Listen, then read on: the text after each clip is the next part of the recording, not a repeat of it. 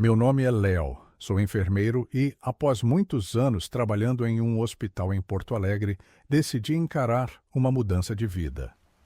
Consegui um emprego em um hospital de uma pequena cidade no interior e, no início, estava animado com a oportunidade de recomeçar. Era uma chance de explorar novos horizontes na carreira e conhecer uma comunidade diferente. Mas, desde os primeiros dias, algo me incomodava profundamente. Talvez fosse apenas a sensação de estar em um ambiente desconhecido, ou talvez fosse algo mais, algo que eu não conseguia explicar. Ainda assim, permaneci focado no trabalho. Como enfermeiro, minha prioridade era sempre cuidar dos pacientes. Foi durante essa adaptação que um caso peculiar chamou minha atenção. Um homem chamado Rafael foi levado à emergência após um grave acidente de carro. Seu estado era crítico e ele foi transferido para a UTI em coma profundo. A única pessoa que parecia se importar com Rafael era seu tio, Augusto, um homem de olhar cansado e palavras pesadas. Augusto vinha todas as noites ao hospital. Seu comportamento era polido, mas algo nele me deixava desconfortável. Durante nossas conversas, ele falava sobre a vida de Rafael, seus sonhos e planos, como se quisesse garantir que eu entendesse o quanto seu sobrinho era especial. Ele sempre terminava as visitas com uma frase que me intrigava: Léo, cuide bem dele, você é nossa última esperança.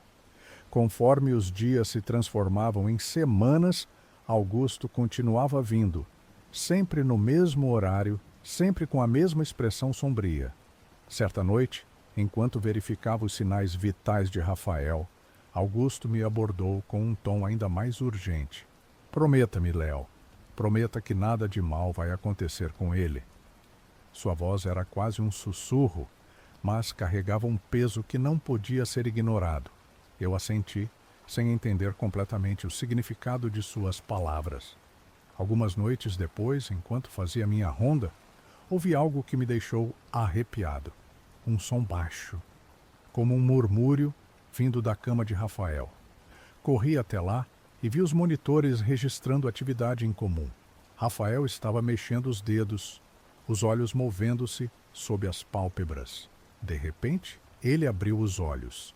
Foi um momento de alívio e surpresa, mas também de inquietação. A equipe médica celebrou o milagre, mas algo me perturbava.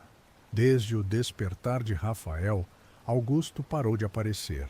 Ele, que não havia perdido uma única noite ao lado do sobrinho, desapareceu sem deixar rastros. No dia seguinte, ao visitar Rafael, aproveitei para perguntar: Rafael, você se lembra do seu tio Augusto? Ele vinha aqui todas as noites enquanto você estava em coma. Rafael olhou para mim com surpresa e depois com um semblante de tristeza. Meu tio Augusto morreu há 3 anos. Ele foi vitimado em um acidente de carro, no mesmo local onde eu sofri meu acidente. O sangue gelou em minhas veias. As memórias das visitas de Augusto inundaram minha mente. Sua presença tão real, suas palavras tão carregadas de intenção. Seria possível que ele estivesse ali, de alguma forma, cuidando de Rafael? Rafael, por sua vez, parecia estranhamente calmo. Talvez ele tenha vindo me proteger. Augusto sempre prometeu que nunca me abandonaria. Nos dias seguintes, a lembrança de Augusto tornou-se um mistério que nunca consegui desvendar.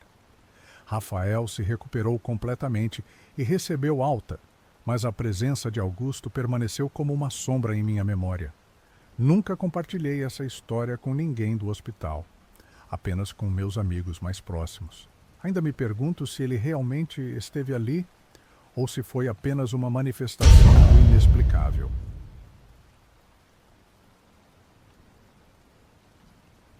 Desde que me entendo por gente, quis ajudar as pessoas. Meu nome é Mariana, mas no hospital me chamam de Mari. Tenho 32 anos e trabalho como enfermeira há mais de uma década. Meu turno é noturno, das 19 horas às 7 horas, em um hospital movimentado de São Paulo. Trabalhar na UTI é intenso, os erros não são uma opção. Apesar das dificuldades, ser enfermeira é minha vida. Minha mãe também foi enfermeira e, de certa forma, sinto que isso está no meu sangue. Naquela noite, comecei o turno como sempre. Fazia minhas rondas pela UTI, checando pacientes e ajustando medicamentos. Enquanto revisava os prontuários, algo me chamou a atenção. Um homem estava deitado na cama 7. Ele estava conectado a vários aparelhos, mas parecia tranquilo. O problema é que não havia nenhum registro dele. Fui até o computador verificar. Nada, sem nome, sem histórico. Achei que fosse um erro no sistema. Chamei a doutora Laura, que estava de plantão comigo. Ela também ficou intrigada. Ligamos para a recepção, mas ninguém sabia de nada. Mesmo assim, não podíamos ignorar. Examinamos o paciente e ajustamos os aparelhos. Ele estava estável, mas a ausência de informações era inquietante. Decidimos monitorá-lo até a administração chegar pela manhã. Nos dias seguintes, minha inquietação só aumentou. Toda noite, o homem estava ali, na cama 7, com o mesmo olhar vazio. Perguntei aos meus colegas.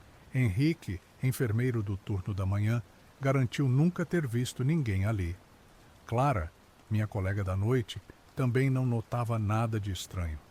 Laura, embora perplexa, parecia menos afetada do que eu. A situação começava a me consumir. Em uma folga, fui à administração buscar respostas. O responsável pelos arquivos, Sr. Antônio, relutou, mas permitiu que eu consultasse os registros. Passei horas vasculhando, mas não havia nada sobre o homem da cama 7. Frustrada, fui tomar um café na sala de descanso. Lá, encontrei Dona Estela, uma enfermeira aposentada. Quando mencionei o caso, ela ficou pálida. Contou que anos atrás, um paciente chamado Victor morreu de forma misteriosa na cama 7. Ele havia sofrido um acidente grave e, apesar dos esforços da equipe, não resistiu. Alguns diziam que o espírito dele ainda vagava pelo hospital. Naquela noite, voltei ao trabalho decidida a confrontar Victor. Quando cheguei à cama 7, ele estava ali, com o mesmo olhar vazio.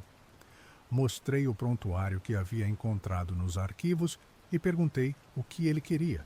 Para minha surpresa, ele falou. Com uma voz fraca e distante, disse: "Eu só quero que alguém saiba o que aconteceu comigo." Meu coração disparou. Victor revelou que foi vítima de negligência. Na noite do acidente, os médicos estavam sobrecarregados e cometeram um erro fatal. Aquela confissão me encheu de tristeza e revolta. Decidi agir. Na manhã seguinte, denunciei o caso à administração. Uma investigação foi aberta. Dias depois, quando voltei à UTI, Victor não estava mais lá. Era como se ele tivesse encontrado paz. A administração confirmou a negligência e implementou mudanças drásticas nos procedimentos da UTI. Os erros do passado serviram como lição. Nunca mais vi Victor, mas sinto que ele encontrou justiça. Sua história foi contada e, de alguma forma, ele ajudou a melhorar o cuidado no hospital. Para mim, ficou a certeza de que, mesmo diante do inexplicável, devemos sempre buscar fazer o que é certo.